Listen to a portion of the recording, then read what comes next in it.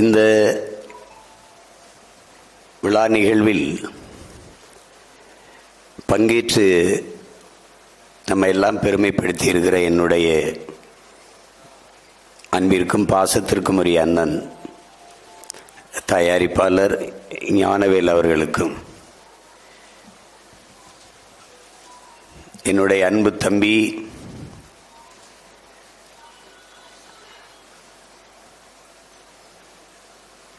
நான் அவனை நன்கு அறிவேன், என்னை அவன் முழுமையாக அறிவான். என்னுடைய அரசியல் தொடக்க காலத்திலிருந்து என்னை ஆழ்ந்து கவனித்து வருபவன். அண்ணன் வெல்ல வேண்டும் என்கிற பேராசை அவனுக்கும், என் தம்பி மென்மேலும் வளர வேண்டும் என்கிற ஆசையும் விருப்பமும் எனக்கும். பத்திரிகை துறையில் தனக்கென்று ஒரு தனித்த தடத்தை பதித்து வருகிற என் பாசத்திற்குரிய தம்பி பாண்டே அவர்களுக்கும், இங்கே வாழ்த்தி அமர்ந்திருக்கிற என் அன்பு இளவல் ராஜ்முருகன் அவர்கள், ஆனந்த விகடனில் தம்பி சரவணனும் அவரும் பணியாற்றியவர்கள். ஆனால் அவர்களுக்குள் இப்படி ஒரு விரிந்த ஒரு சமூக பார்வை இருக்கும் என்பது அப்போது யாரும் கணித்திருக்க முடியாது. ராஜமுருகனுடைய ஜோக்கர் படத்தை, பேர்தான் ஜோக்கர், அது ஒவ்வொரு அயோக்கியனுக்கும் வைத்து ஆக்குறது, அப்படி ஒரு படமாக எடுத்திருந்தான். என்னுடைய தம்பி செழியன் அதில் ஒளிப்பதிவு, பாடல், அது நடித்த நடிகர்கள், நடிகர் தேர்வு, காட்சி அமைப்பு, உரையாடல் எல்லாம் அசாத்தியம். அவனுடைய படங்கள் எல்லாம் எனக்கு குக்கு சிப்ஸி எல்லாமே எனக்கு பிடித்தது. இப்போது எடுத்துக்கொண்டிருக்க படமும் மாபெரும் வெற்றியடைய வேண்டும். என்னுடைய தம்பிகள் இருவரும் இணைந்து இயக்கி படைத்து கொண்டிருக்கிறார்கள். ராஜமுருகன் அவர்கள் என்னோடு தான் இந்த நந்தன் படத்தை பார்த்தார். அவர் வாழ்த்தியது எனக்கு பெரிய மகிழ்ச்சி. அடுத்து என்னுடைய தம்பி பாலாஜி சக்திவேல், இங்கே இருக்கிற கவிஞர் ரவி அவர்கள், எல்லோருக்கும் என்னுடைய அன்பும் வாழ்த்துக்களும்.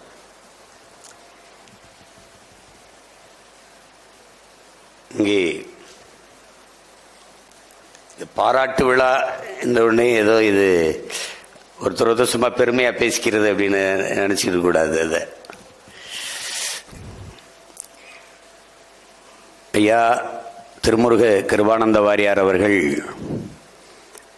பிறக்கும் போதும் மனிதனுக்கு பாட்டு, இறக்கும் போதும் மனிதனுக்கு பாட்டு, ஆனால் இடையில் அவனுக்கு தேவை பாராட்டு பாராட்டு பாராட்டு என்கிற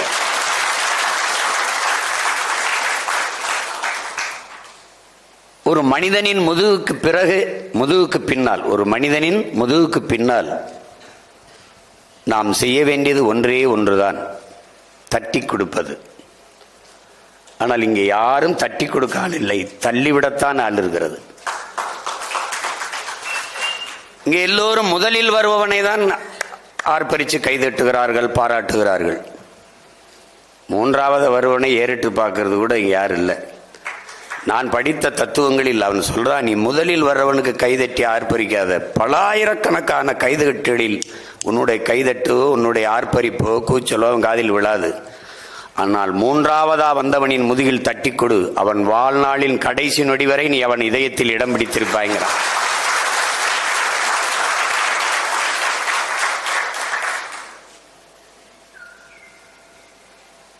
இந்த பாராட்டுங்கிறது என் தம்பி சசி, என் அன்பு இளவலுக்கு இன்னைக்கு பிறந்த நாள். என்னுடைய அன்பு நிறைந்த வாழ்த்துக்களை தெரிவிப்பதை நான் மகிழ்கிறேன்.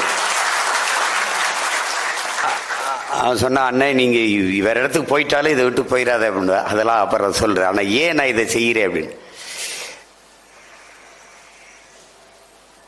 நம்ம காதலிச்சு நேசித்த பெண் வேற ஒருத்தர் கல்யாணம் பண்ணிட்டு போனாலும் எங்கிருந்தாலும் நல்லா இருக்குன்னு நினைப்போம்ல, அது மாதிரி இந்த திரைத்துறையை தான் நேசித்து பல ஆண்டுகள் பட்டினியா தெருவில் படுத்து ஏவிஎம் சுடுகாட்டிலெல்லாம் படுத்து அப்படிலாம் கஷ்டப்பட்டு வந்தது.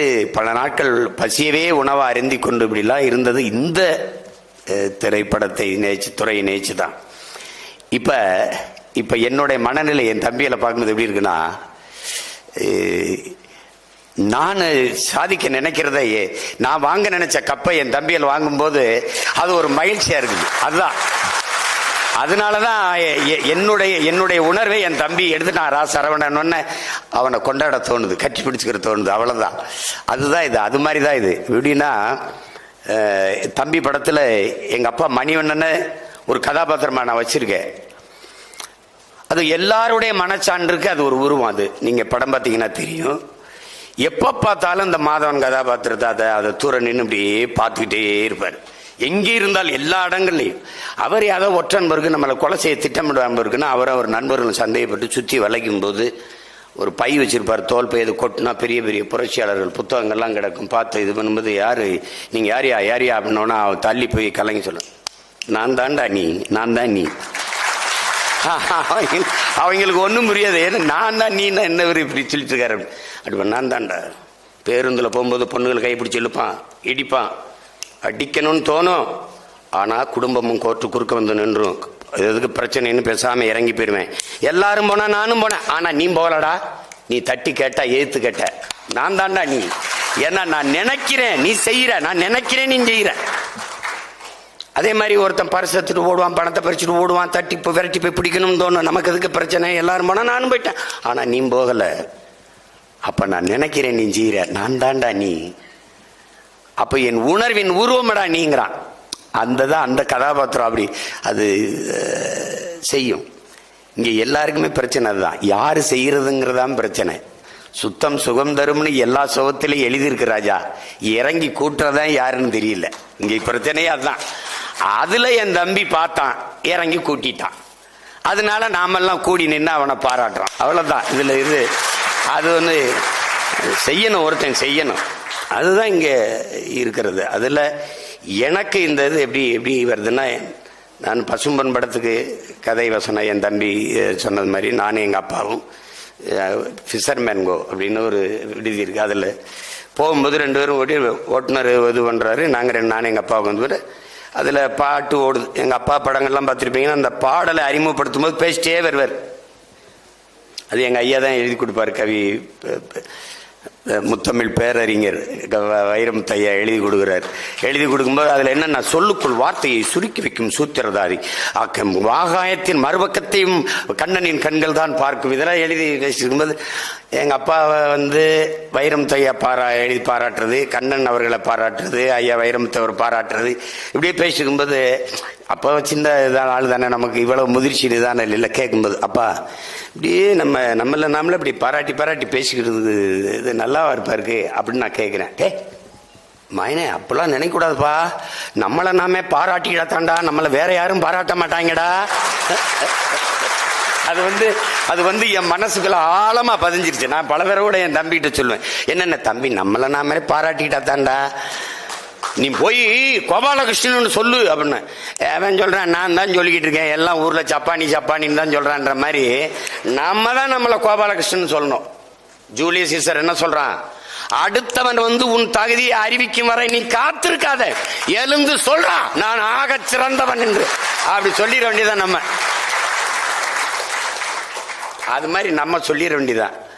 அதுல எந்த பாராட்டுக்கும் தகுதியான படம். கலை இலக்கியத்தை போற்றாத சமூகம் உயர்வடையாது, பெருமை அடையாது, மேம்படாது.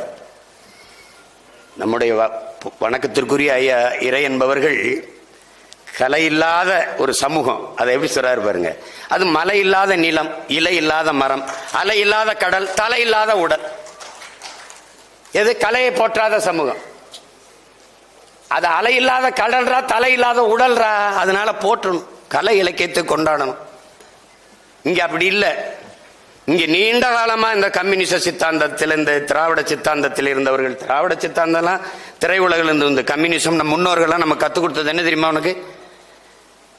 கூத்தாடிப்ப, சினிமாக்காரப்ப, ஐயோ கூத்தாடிப்ப, கவலைய சாக்கடை, இது இப்படியே பேசி பேசி எல்லாம் வெளியேறிட்டான். அந்த சாக்கடையில் உருண்டு பிறண்ட நாய் பண்ணி நரியெல்லாம் நாடாண்டுட்டு போயிட்டுது. இதுதான் இங்க இருக்க பிரச்சனை.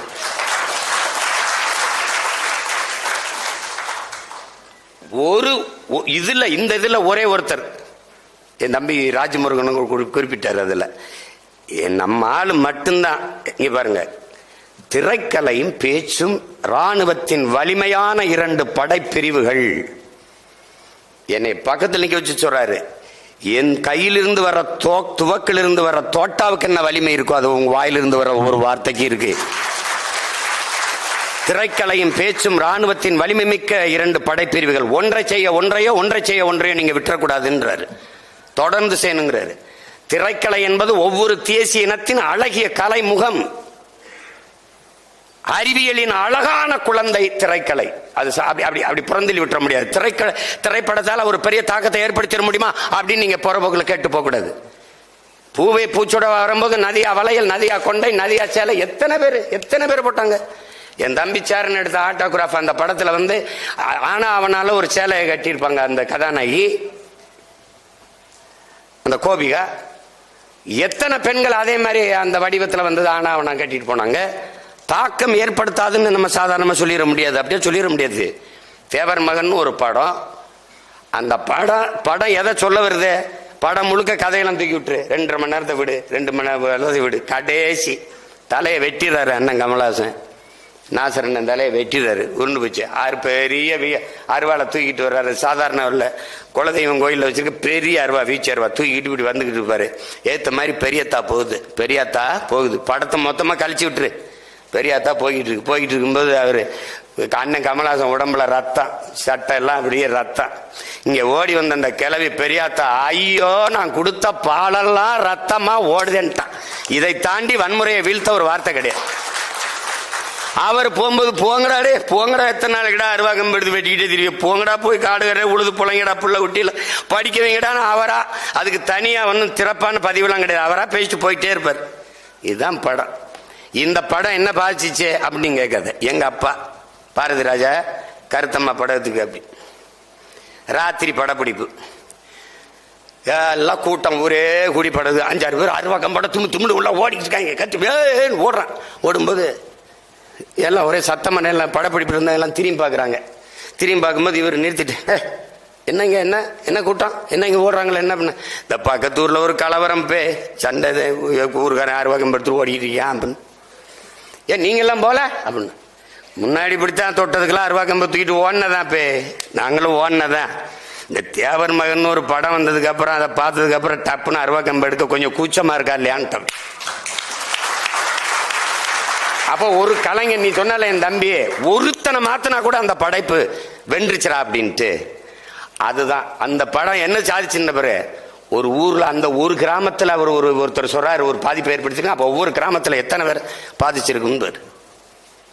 அததான் சொல்றான் சேகுவாரா, வினையாற்றாத சொல் வீணுங்கிறான்.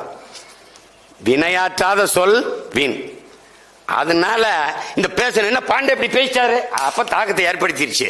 என்ன ராஜமோகன் ஏற்படுத்தி இப்படி பேசிட்டாரு, ஒரு விவாதத்தை கிளப்பணும்டா, சரியா தவறா, அதான்டா பேச்சுக்க பலன். அதுதான் அப்படி ஒரு தாக்கத்தை நந்தன் படம் ஏற்படுத்திருச்சு. நீங்க சின்லெஸ் லிஸ்ட் கருப்பு வெள்ளையில படம் 4 மணி நேரம். அவன் யூதன், எடுத்தவன் ஸ்பீல்பர்க் யூதன்.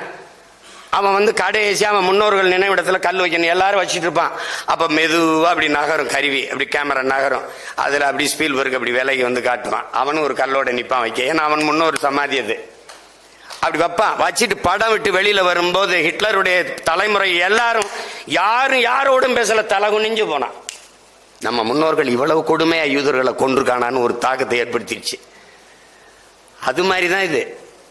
அது மாதிரி நந்தனை பார்க்கிற யாராவது ஒருத்தன் சக மனிதனை தாழ்த்தி வீழ்த்தி சுகம் காணுவது, சி இது ஒரு இதா அப்படின்னு நினைக்கணும். அதுதான் இது. இங்க பாருங்க, எவ்வளவோ பேர் போயிட்டான். இங்க என் தம்பி கூட சொன்ன, என் தம்பி ராஜமுருகன், இங்கிட்டு இன்னொரு தம்பி சொல்றான், எங்க அண்ணன் நீங்க என்ன இப்படி டப்புன்னு கம்யூனிஸ்ட் இல்ல, கோட்பாட்டு அளவுல கம்யூனிசத்துக்கே அடிப்படை எது? தமிழ் தேசியம் தான், தமிழனுடைய தத்துவம் தான்.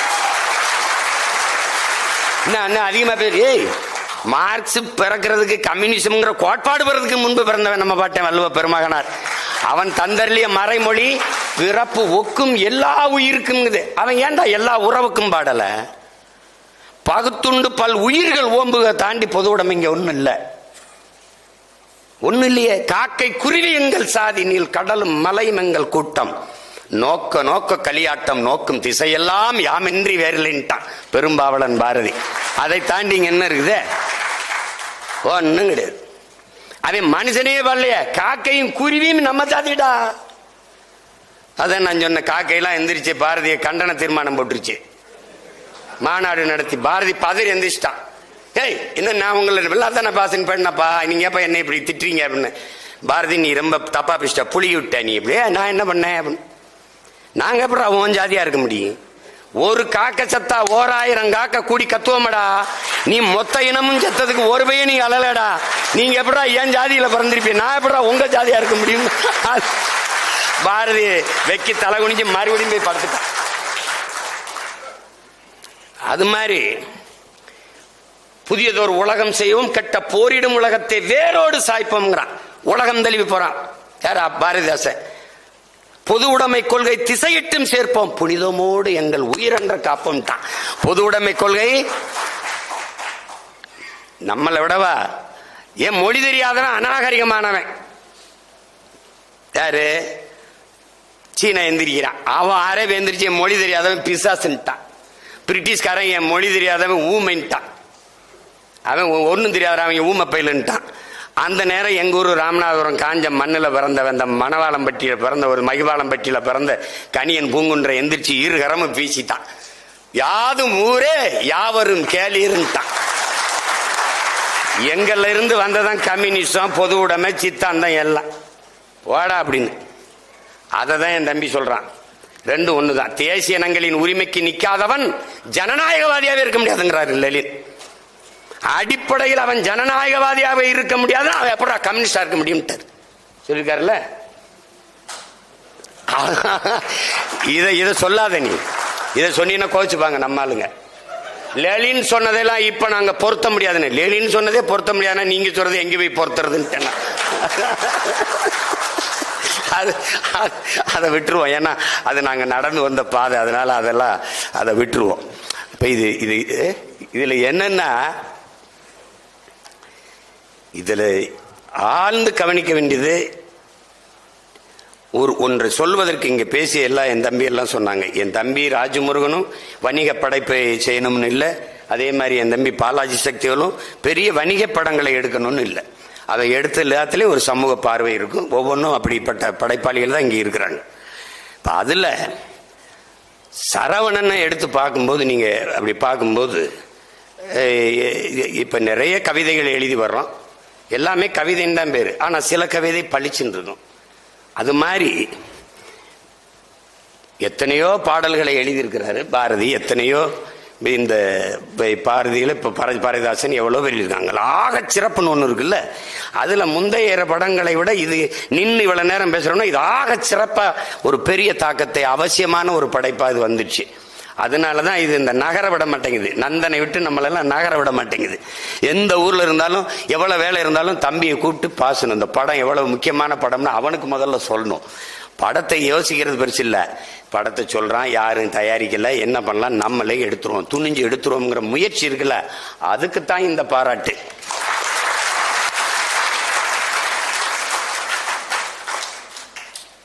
அதுக்குத்தான் இந்த பாராட்டு. நான் எங்க அப்பாட்ட மணிவண்ணன்ட்ட உதவி அந்த அசோசியேட்டா வேலை செய்யும் போது அலுவலகத்தில் இனி ஒரு சுதந்திரம் படம் எனக்கு ரொம்ப பிடிச்சிருந்தது. இனி ஒரு சுதந்திரம் படம். அதில் எங்கள் அண்ணன் சத்யராஜ் ஒரு தாழ்த்தப்பட்ட இளைஞனாக இருந்து படித்து காவல்துறையாக ஆசிரியர் இருக்குதுன்னு நான் உடையை கழட்டி போட்டா ஒரு டவுசரோடு போகிற அந்த காட்சியெல்லாம் எனக்கு ரொம்ப பிடிச்சது, ரொம்ப பிடிச்சிருந்தது. அப்போ அதை அண்ணன் சிவகுமார் விடுதலை போராட்ட தியாகியாக வருவாங்க. இதில் அந்த படத்தை பற்றி எங்கள் அப்பாட்ட பேசிட்டே இருக்கும்போது அவர் பாட்டுக்கு ஏதோ எழுதிக்கிட்டு இது பண்ணிக்கிட்டு அப்படியே கேட்டுக்கிட்டே இருந்தார். திடீர்னு ரொம்ப பேசுகிறானே அப்படின்னு, இவன் எப்படி நிறுத்துறதுன்றீங்க, வாடா வாடா அப்படின்னு கூட்டிகிட்டு போய் நூலகம், அவர் அலுவலகத்தில் இப்போ நூலகம் ஒரு இது பண்ணி படம் போட்ட ஒரு லேமினேட் பண்ண ஒரு இது இருக்குது, சீல்டு மாதிரி. அதை எடுத்து இந்தா நீ சொல்லி நேரம் பேசிட்டு இருந்தா அந்த படத்தை எடுத்ததுக்கு இருக்கிற ஒரே ஒரு இது பெருமை இது ஒன்று தாண்டான்னு. அந்த படத்தை பாராட்டி ஐயா பாலச்சந்தர் கைப்பட எழுதின கடிதம் இவ்வளோ தாண்டா அந்த படத்தில் மொத்த பணம் போச்சுடா அந்த படத்தில் அவர் எழுதி இந்த பாராட்டு ஒன்று தான். என்னப்பா அதில் நினைக்கிறீங்க? இது போதும்டா எனக்கு, அந்த படத்தை எடுத்ததுக்கு இது போதும். பணம் எப்போ வேணாலும் சம்பாதிக்கலாம், அது எப்போ வேணாலும் சம்பாதிக்கலாம் அது. ஆனால் பதிப்பு சமூக அக்கறையோடு இந்த மாற்றத்தை விரும்புகிற ஒவ்வொருத்தனும் எப்போவாதான் என் உயிர் தம்பி தங்கில் நான் பலமுறை சொல்லியிருக்கேன். நம்முடைய ஐயா அப்துல் கலாம் அவர்கள் மேலதிகாரி கூப்பிட்டாருன்னு போயிட்டு அவர் வீட்டில் காத்திருக்கும் போது வரவேற்பறையில் இருக்கிறாரு, அதிகாரி மேலேருந்து இறங்கி வரல. அது வரை இந்த மாதிரி தேநீர் பலகை மேலே ஒரு இது இருக்குது, புத்தகம் புரட்டுறாரு. அந்த புத்தகம் அறிஞர் பெர்னாட்ஸாவோடது. அந்த அறிஞர் பெர்னாட்ஸோட புத்தகத்தை பறிட்டு போகும்போது அதில் ஒரு வாசனை அவருக்கு படுது. இந்த உலகத்தில் பெரும்பாலானோர் உலகம் போகிற போக்கிலே போக நினைக்கிறார்கள், ஆனால் யாராவது ஒருத்தன் தான் உலகத்தை தன் போக்கிலே திருப்ப நினைக்கிறான். தொடக்கத்திலே அவன் விமர்சிக்கப்படுகிறான், ஏசப்படுகிறான், எள்ளி நகையாடப்படுகிறான், அவமானப்படுத்தப்படுகிறான். ஆனால் உலகம் பெற்றிருக்கிற அத்தனை மாறுதலுக்கும் காரணம் அவன்தான். உலகத்தை தன் போக்கில திருப்ப நினைச்சவன் தான். நீங்க இதுவரை பேசினீங்க Marx, Lenin, Stalin, Engels, Ingersoll, புத்தன், Phule, Aristotle, Plato, Socrates, Ambedkar எல்லாரும் உலகத்தை தன் போக்கில திருப்ப நினைச்சவன் தான். அப்படிதான் எல்லாரும் மாதிரி நம்மளும் படுறதுக்கு ஆசை இருக்கலாம். வேணாம் நம்ம ஜோக்கர் எடுப்போம், எல்லாரும் வேணாம் நம்ம நந்தன் எடுப்போம். தன் போக்கில் திருப்ப நினைக்கணும், தன்னை கவனி அப்படின்னு. அதுதான் இங்க. நீ மாற்றத்தை விரும்புறியா? அந்த மாற்றத்தை முதல்ல ஒன்னிலிருந்து தொடங்கு. உனக்குள்ள எந்த மாற்றத்தையும் ஏற்படுத்தாத முடியாத உன்னால் சமூக மாற்றத்தை ஏற்படுத்த முடியாது. சும்மா மானுட நேயம் சக மனிதனின். இங்க பாருங்க, உலகத்திலே உயர்ந்த மனிதன் எவன் என்ற கேள்விக்கு பதில், எவன் கீழே விழுந்து கிடக்கிறானோ அவனை தூக்கி விடுவதற்கு எவன் குனிகிறானோ அவன் தான்டா உலகத்திலே உயர்ந்த மனிதன். கீழே விழுந்து கிடப்பவனின் காயத்தை ஒருத்தன் கை நீட்டி தடவுகிறான் பாரா, அவன் தான்டா உலகத்திலே தலை சிறந்த மனிதன். அந்த எண்ணம், அந்த சிந்தனை, அந்த காயத்தை துடைப்பதற்கு கை நீட்டிய கை என்னுடைய தம்பி சரவணன் கை என்பதில் எனக்கு மகிழ்ச்சி, பெருமை. ஐயா வைகுந்தர் சொல்றாரு, தாழ கிடப்பவனை தற்காத்து நிற்பதாண்டா தர்மம்ங்கிறது. நீ அவனை போட்டு அவனை ஏற்று பார்க்க, ஒரு வல்லாதிக்கன், ஒரு வலிமை உள்ளவனின் அழகே எளியவனை, வலிமையற்றவனை அவனுக்கு பாதுகாப்பா நிற்பதான். திக்கற்றவனுக்கு திசை காட்டாதவன், வாயற்றவனுக்காக பேசாதவனும் அடிமைதான். அப்ப உரிமை இழந்து அடிமையா நிக்கிறவனுக்காக பேசாதவனும் நம்மள அடிமைதான். அதனால நிராகரிக்கப்பட்ட ஆதி குடிகளின் பக்கம் அரவணைச்சு நிக்கிறவன் தான் இங்கே அவன். அந்த அந்த மானுடம் தான் இங்க மகத்தானது, அதுதான் பெருசு. இங்கே என் தம்பி வந்தோடனே தம்பி பார்ப்பனர்கள் அது சொன்னோன்னா அவன் பயந்துட்டான். அப்படிலாம் கிடையாது. நான் போன விழாவில் கூட பாரதிய பாட்டேன்னு சொல்லிட்டு எல்லாம் பேசுறாங்க. அவன் யாருன்னு தெரியுமா உங்களுக்கு? ஏன் அவன் பாட்டேன்னு தெரியுமா? அவன் தெரியுமா? அவன்கிட்ட போய் சுப்பையா தாண்ட ஒரு பேரு. அவன் நம்மாலியா, அவன் பேரு சுப்பையா, பொண்டாட்டி பேரு செல்லம்மா, அவங்க அப்பா பேரு சின்னசாமி, அம்மா பேரு வள்ளி. இவன் பாண்டையா இருக்கலாம், இவன் ரங்கராஜா இருக்கலாம். அவன் எங்காலு நம்ம பாட்டன் சுப்பையா. சுப்பையா எங்கானு சுப்பையா நம்ம பிரம்மன் தலையிலிருந்து பிறந்தான், சத்திரியன் தோல்ல இருந்து பிறந்தான், வைசியன் தொடையில இருந்து பிறந்தான், சூத்திரன் காலில் இருந்து பிறந்தான். இந்த பஞ்சமன் ஒருத்தருக்கான அவன் எதுல இருந்து பிறந்தாங்கானோ இவங்க கேட்க, அவர் உடனே எந்திரிச்சு அவன் ஒருத்தன் தான் ஆத்தாளுக்கு அப்பனுக்கும் பிறந்தாண்டு போயிட்டான். இப்ப தெரியுதா ஏன் பாரதி என் பாட்டேன்னு? இதனாலதான் என் பாட்டேன்.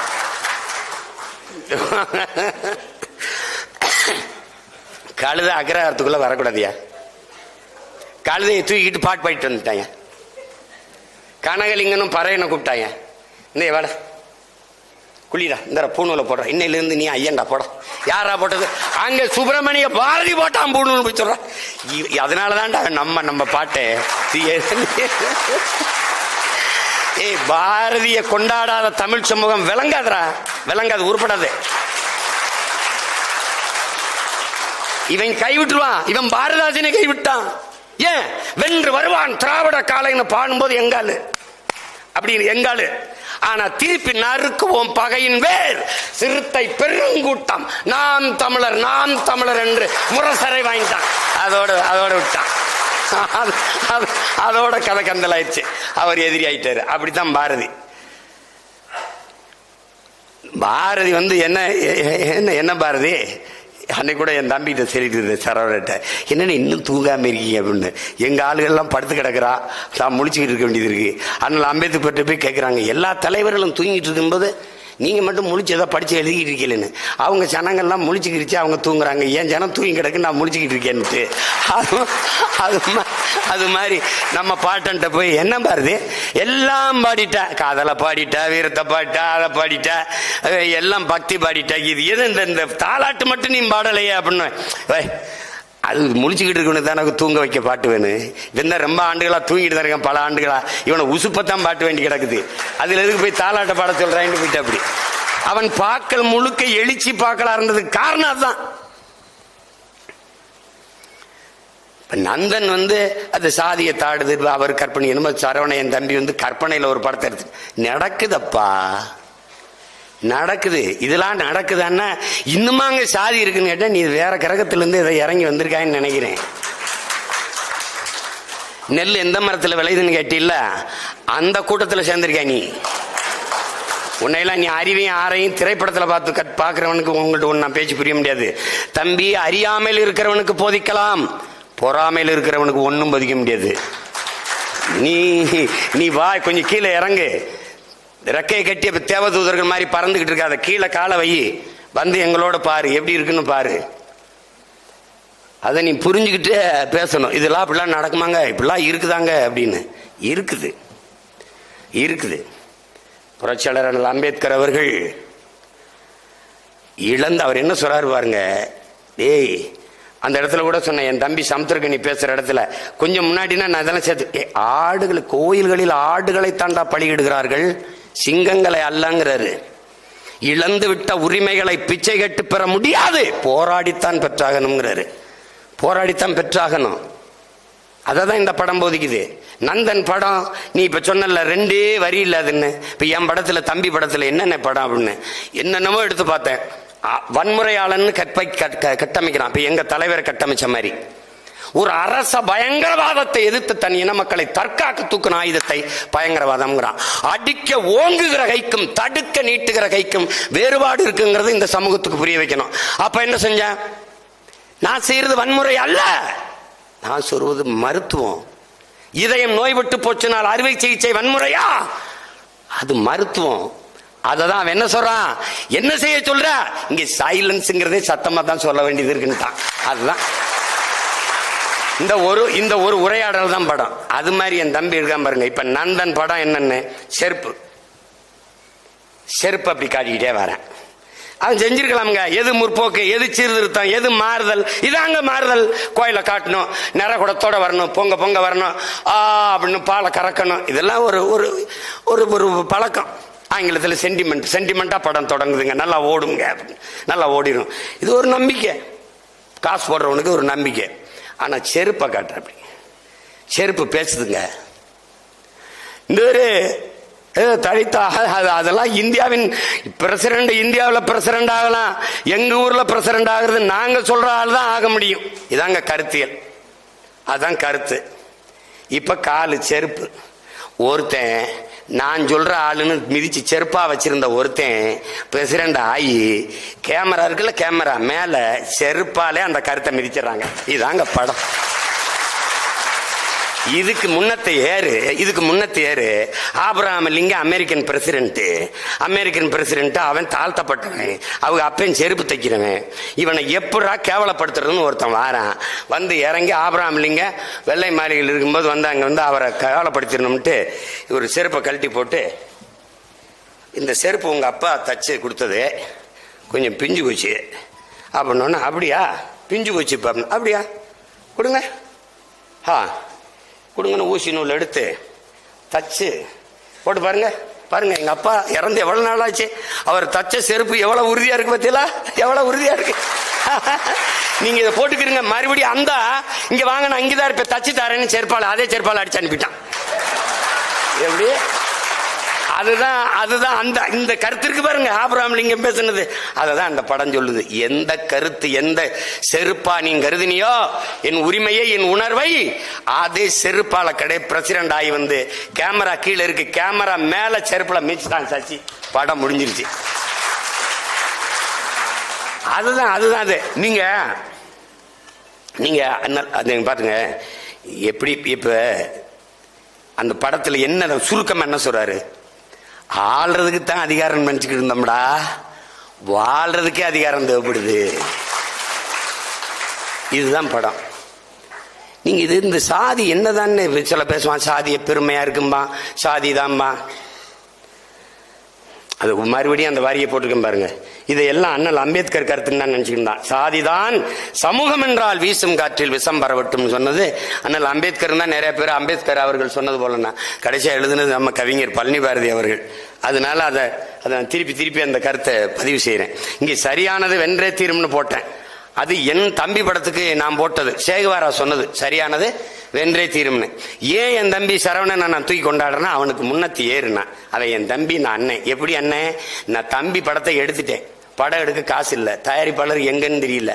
என் தம்பி மாதம் கொண்டு இழுத்து விட்டு எங்கே போயிட்டான், தயாரிப்பாளர் அமெரிக்காவில். அப்பப்போ எங்கள் மாமா தமிழ் முழக்க சாமியில் மீது 10,000 20,000 30,000 கொடுப்பாரு. அதை வச்சு படத்தை எடுத்து முடிச்சிட்டோம். படம் ஓடிடுச்சு. ஒரு பாராட்டு கூட்டம் எடுக்கிறது. நம்மளை யாரு பாராட்டுவா? நம்மளை யாரு பாராட்டு? நம்ம அப்பே முதலமைச்சரும் இல்லை, அமைச்சரும் இல்லை, ஒன்றும் இல்லை. நம்மளை யாரு பாராட்டுவா? நம்ம இல்லை ஏதாவது குவார்ட்டருக்கு மேலே 10 ரூபா போட்டு வித்து ஏதாவது கமிஷன் வாங்கி ஜெயிலுக்கு போயிட்டு வந்தாலும் ஏதாவது பட்டாசு வெடிச்சு பாராட்டுறதுக்கு வாய்ப்பு ஒன்றும் இல்லை. அப்போ என்ன பண்ணுறாங்க, நாங்களே சோரொட்டி அடித்து நாங்களே ஒட்டி OMCயில் என்னோட பயிற்சி எடுக்க எங்கள் அண்ணங்க பேர் வேணாம், அது வீணான சிக்கல். அவங்க பேரில் இப்போ சொல்ல வேணாம். அவங்க தம்பி ஒரு படம் எடுத்துக்க அவனுக்கு ஒரு பாராட்டு விழா வைப்போம்னு சொல்லிட்டு அப்போ அவங்களா நடத்தினாங்க. அன்னைக்கு எனக்கு 2 அண்ணங்க 3 அண்ணங்க இருந்தாங்க. இன்னைக்கு என் தம்பிக்கு நான் ஒரு அண்ணன் இருக்கேன், பாராட்டுறேன், அவ்வளவுதான். அந்த அண்ணங்க பணத்துல வலிமையா இருந்தாங்க, இந்த அண்ணன் மனத்துல வலிமையா இருக்கேன், பாராட்டுறேன், அவ்வளவுதான். வேற ஒன்றும் இல்லை. நம்மளால முடிஞ்ச என்ன பாராட்டு, நல்ல பாராட்டணும். பூமி தாய் ஒரு பந்தயம் 9 முறை எழுந்து விழணும், 10 முறை எழுந்து விழணும். 9 முறை எழுந்துட்டான், 9வது முறை விழுந்து கிடக்குறான், கீழே கிடக்குறான். அவனால முடியல. இந்த பூமி தாய் நெத்தியில முத்தமிட்டு, எழுந்துரு மகனே எழுந்துரு, ஏற்கனவே நீ 9 முறை எழுந்தவன் தானேன்னு எழுப்பி விடுறான். அப்படித்தான் நம்ம பிள்ளைகளை ஆறா உன்னால முடியும்டான்னு சொல்லணும். அதனாலதான் இந்த பாராட்டு நிகழ்வை நம்ம நடத்துறோம். சாதி என்னென்ன சாதி அவ்வளவுன்னா, சாதி மானுட சமூகத்தின் மிகப்பெரிய ஒரு எதிரி. பிளந்து பிரிச்சு தள்ளிடுது. குறிப்பா அதுல நமக்கு தமிழ் சமூகத்திற்கு இவ்வளவு பெரிய வீழ்ச்சிக்கு காரணம் சாதி தான். இதெல்லாம் பாருங்க, இருட்டறையில் உள்ளதடா உலகம், சாதி இருக்கின்றது என்பானும் இருக்கின்றானே தமிழான்னு வருந்தி பாடிட்டாரு புரட்சி பாவலர் பாவேந்தன் பாரதிதாசன். அதை யோசிச்சு பாருங்க. தமிழுக்கு அமுதென்று பேர், அந்த தமிழ் இன்பத்தமிழ் எங்கள் உயிருக்கு நேர்னு பாடிய புரட்சி பாவலன் சாதி ஒழித்தல் ஒன்றுன்னு தான் முதல்ல பாடுற. அப்படி தமிழ் வளர்த்தல் ஒன்று, சாதி ஒழித்தல் மற்றொன்றுன்னு பாடியிருக்கலாம். சாதி ஒழித்தல் ஒன்று, நல்ல தமிழ் வளர்த்தல் மற்றொன்று. பாதியை நாடு மறந்தால் மற்ற பாதி துலங்குவதில்லை. சாதியை பிணிப்பற்ற தோலை பாருங்க, சாதி பிணிப்பற்ற தோலே சாதி கடந்த அந்த ஏரி நல்ல தண்டமிழ் நீரை ஏற்கும், சாதி பிணிப்பற்ற தோலே தண்டமிழ் வாளை தூக்குங்கிறார். அது எவ்வளவு பெரிய கொடியதுன்னு நீங்க பாத்துக்கணுங்க. உங்களுக்கு ஒண்ணு சொல்றேன் பாருங்க, இங்க எப்படி தமிழ் சமூகம் வீழுதுன்னு பாருங்க. அதிகாரமற்று அடிமையா எப்படி நிக்குன்னு பாருங்க. தமிழன் எவன் வந்தாலும் சாதி கேட்பான், நோய். தமிழன் இல்லாத யார் வந்தாலும் அப்படியே தலைமை ஏற்பான், அது பெரிய நோய். நீங்க தமிழ் சமூகத்தில் பெரும்பாலான சமூகம், இங்க இருக்கிற பெரிய சமூகங்கள்ல சாதிய பாகுபாடு இருக்கு. இந்த சமூகம் இந்த சாதியை நிறுத்தினா இந்த சாதி வாக்கு செலுத்தாது, இந்த சாதியை நிறுத்தினா இந்த சாதி வாக்கு செலுத்தாது. அப்படிங்கும் போது தமிழர்களுக்கு என்று அரசியல் வலிமையோ அதிகார வலிமையோ வராதனால உரிமை இழந்து உணர்வை இழந்து உரிமை இழந்து உடைமை இழந்து உயிரை இழக்கிற நிலைக்கு தள்ளப்பட்டுருச்சு. இது எப்படி பிளக்குன்னு பாருங்க. ராமேஸ்வர மீனவன் சுட்டு வீழ்த்தப்பட்டு செத்தால் நாகப்பட்டினம் கன்னியாகுமரி மீனவன் அழுவதில்லை. இங்க என்னென்ன பிரச்சனை? விவசாயி பிரச்சனை விவசாயி தான் பார்த்துக்கணும். போக்குவரத்து தொழிலாளி தான் போராடணும். ஆசிரியர் பெருமக்கள் ஆசிரியர் தான், மருத்துவர் தான், செவிலியர் தான் போராடணும். அங்கதான் நாங்க வீழ்ந்தோம் என்று தெரிந்த பிறகு எழுந்தோம் என் உடன் பிறந்தார்களே. அங்கதான் என்ன, இது மீனவன் பிரச்சனை இல்லை, மாணவன் பிரச்சனை இல்லை, உழவன் பிரச்சனை இல்லை, இது என் இனத்தின் பிரச்சனை என்று எழத் தொடங்கணும். அன்னைக்குதான் இந்த சிக்கலை கவனிக்க ஆரம்பிச்சான். பிளந்து பிரிச்சு தள்ளிரும், உன்னை வலிமேற்றவன் ஆக்கிறோம். அது சாதி. இப்ப என்னதான் செய்யலாம்? ஒரே பார்வைதான் என் உடன் பிறந்தவர்களே. நந்தன் திரைப்பட விழாவில் கூட இதை நான் பேசல. ஒரே பார்வைதான், புதிதா ஒண்ணு வகுத்துக்காத. அண்ணல் அம்பேத்கர் சொன்னதுதான், நான் யாருக்கும் அடிமை இல்லை. இதை நல்லா எழுதிக்க, இதை வச்சுக்க, கவனத்தில் வச்சுக்க. அதுபோல எனக்கு யாரும் அடிமை இல்லை. இவ்வளவுதான் நீ ஏற்றுக்கொள்ள வேண்டிய கோட்பாடு. ஐயா பெரியார் சொன்னதை நல்லா கேட்டுக்க. தான் உயர்ந்த சாதி என்று எண்ணிக்கொள்கிற பெருமக்களே, உங்களுக்கு கீழே தாழ்ந்த சாதி யாரும் இல்லை என்று எண்ணிக்கொள்ளுங்கள். அவ்வளவுதான். சமூகத்தில் எந்த பிரச்சனையும் கிடையாது. அவ்வளவுதான். நீ செருப்பை இப்படி வச்சு நடந்திருக்கிறியா? குனிஞ்சு தண்ணி குடிச்சிருக்கிறியா? அதெல்லாம் நீ அனுபவிச்சிருந்தா தெரியும். அப்ப அது பேசி பயன் இல்லை. அது சும்மா இது ஏதோ சொல்றாரு, இது ஏதோ பேசுறாங்க, இப்படிலாம் நடக்குமான்னு நீ இருக்க முடியாது தம்பி. அப்படிலாம் இருக்க முடியாது. இவ்வளையும் ஆவேசமா சீமான் பேசுவார், கோபமா பேசுவார், அப்படி பேசுவார், இப்படி பேசுவார்னு. வலி தம்பி, வலி. ஏசி அறையிலிருந்து சிந்திச்சு கட்சி தொடங்கின இல்லை, சிறையிலிருந்து சிந்திச்சு கட்சி தொடங்கினவனால அது அப்படிதான் இருக்கும். அது உனக்கு புரியாது. அந்த வலியை உணர்ந்தாதான் தெரியும். அப்ப அது எப்படின்னு பாரு. ஆனால் அம்பேத்கருடைய கோட்பாடை ஏன் நம்ம அம்பேத்கரை ஒரு சாதிய குறியீடா சொல்றதை நம்ம ஏற்கல? எங்க தாத்தா முத்துராமலிங்கத்தை ஒரு சாதிய குறியீடா சொல்றதை ஏன் நம்ம எதிர்த்து மறுக்கிறோம்? அது காரணம் இருக்கு. இதே ஐயா வைத்தியநாத ஐயர், பெரிய வரலாறு தெரிஞ்சவங்களுக்கு, கோயிலுக்குள்ள நுழைய போராட்டத்தில் பல சாதிகள், ஒடுக்கப்பட்ட தமிழ் சாதிகள் உள்நுழை கோயிலுக்குள்ள போகக்கூடாதுங்கும் போது நீங்க சொல்ற ஐயர் வைத்தியநாத ஐயர் எழுதி கூட்டிட்டு போறாரு உள்ள நுழை கோயில் நுழைய போராட்டத்தை நடத்துறாரு. எல்லா பயிலும் எதிர்க்கிறான், ஒரு பய ஆதரிக்கல. ஒரே ஒருத்தன் தமிழ்நாட்டில், ஒரே ஒருத்தன், ஐயரே நீங்க கூட்டிட்டு போங்க, நான் உங்க கூட வர, எவன் எதிர்க்கிறான்னு பாக்குறேன்னு சொன்ன ஒரே ஆள் நம் தாத்தா தெய்வ திருமகன் முத்துராமலிங்க தேவர் தான்.